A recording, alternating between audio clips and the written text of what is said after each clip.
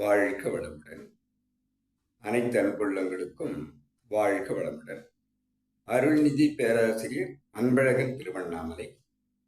இன்றைக்கு குருவின் நினைவில் நின்று அழுங்கினி சித்தருடைய பாடலை நாம் சிந்திக்கலாம். ஊற்றை சடலமடி உப்பிருந்த பாண்டமடி, மாற்றி பிறப்பதற்கு மருந்தெனக்கு கிட்டுதில்லை. மாற்றி பிறப்பதற்கு மருந்தெனக்கு கிட்டுமென்றால் ஊற்றை சடலம் விட்டு என் கண்ணம்மா உன் பாதம் சேரேனோ. வாழ்க வளமுடன்.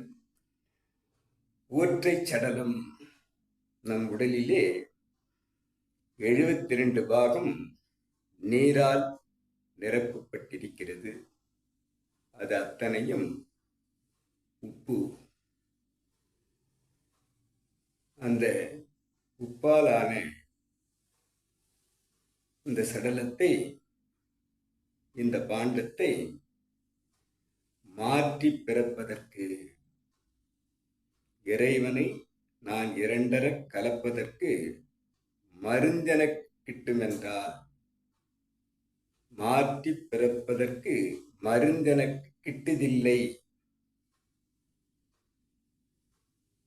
மாற்றி பிறப்பது என்று சொன்னால்,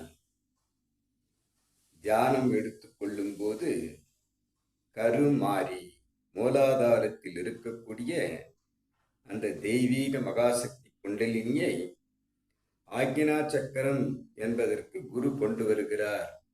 இதை கருமாறி என்று சொல்லுவார்கள்.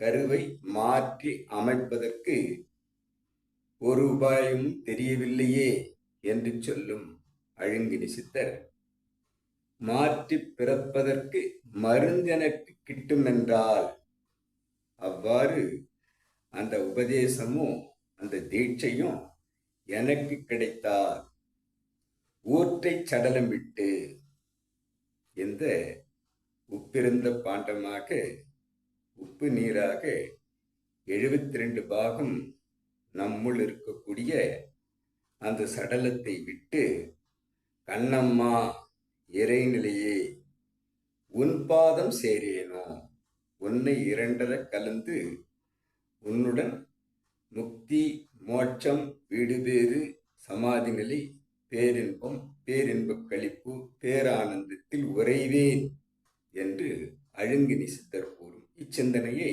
இன்றைக்கு நாம் சிந்திக்கலாம். அனைத்து அன்புள்ளங்களுக்கும் வாழ்க வளமுடன். இறைநிலைக்கும் குருநிலைக்கும் இதுகாரம் செவிமடுத்த அனைத்து அன்புள்ளங்களுக்கும் நன்றி, நன்றி, நன்றி. வாழ்க வளமுடன்.